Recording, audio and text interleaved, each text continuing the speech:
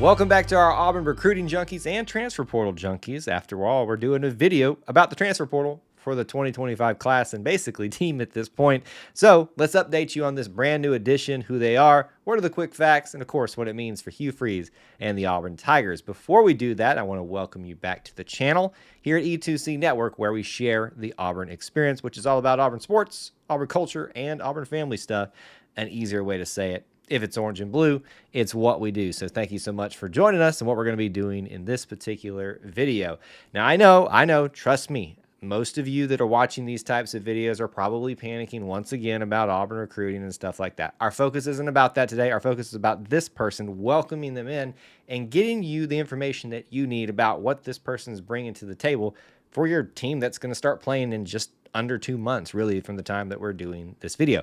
That particular individual's name is Jacoby Mathews, formerly of Texas A&M. So it's not necessarily a flip. We'll get into why all that is in a second, but last playing at Texas A&M in the 2023 year. Let's give you some information about him, what you need to know. He's a defensive back. Most would categorize him as a safety. His measurables are somewhere in the 6'1", 205 range, so a little bit bigger, so a little bit more size, so probably safety is what he's most likely going to play and what he played at Texas A&M. Now, you're probably thinking this, Texas A&M.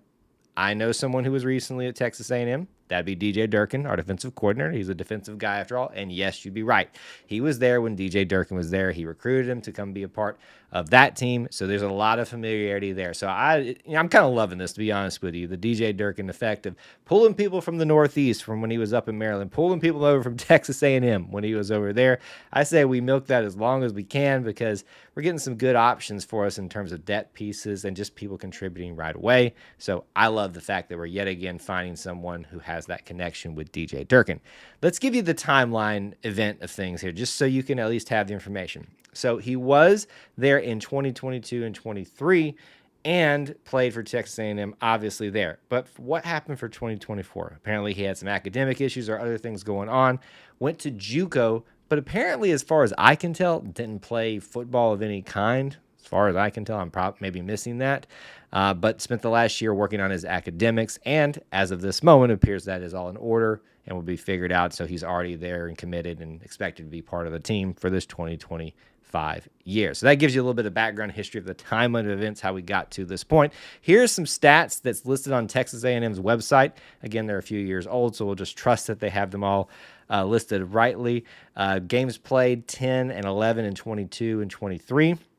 For 22, he had 15 solo tackles, 25 total, and 3 pass deflections. In 23, he had 31 solo tackles and 41 total tackles, including 1 interception and 5 pass deflections or pass breakups, whatever you want to call it. So his improvement obviously is seen in those 2 years at Texas A&M during the time that he played there. So 2 more years of eligibility left for him. Now that you've got the facts about what you need to know about Jacoby Mathews coming in very quickly for the Auburn Tigers, let's talk about what it means for the Auburn Tigers, Auburn football, Hugh Freeze. So we talk about the class, obviously, here, but this is just an interesting one because it's basically done. It's kind of odd that we're even having this conversation right now. He is part of the transfer portal class, which, if the numbers are all correct, would make him the 20th of that 2025 cycle. Now, I'm not going to go through all of the different defensive and defensive back categories. You can go look through. At this point, you can go look through yourself because we're basically done with all this stuff here, but that gives you at least an idea of what amount of transfer portal Auburn's been doing in this cycle. What does it mean for in terms of him playing? Now, obviously, you got to value SEC experience, even if it's a little bit removed. So the questions are really this: if he's academically fine, if he has stayed in shape and up to date on staying in the type of shape he needs to be to play in the SEC, I would expect with that experience and the familiarity with DJ Durkin that he would have a really strong chance to play early and often, whether it's a starting position or not or a depth piece. I feel like we could see him. You got to think about, though, you've got some people maybe secured there a little on the younger side. Caleb Harris is one of those. You've also got Sylvester Smith. And you got some young talent like an Eric Winters who really probably forced some other people to go see other opportunities at the defensive back position. So you got to feel like there's some people established there. Maybe he can insert himself with his experience to play earlier than maybe some think. And then finally, what does it mean for the class? Like I said, it should be done. We thought we were done. We're not done, apparently.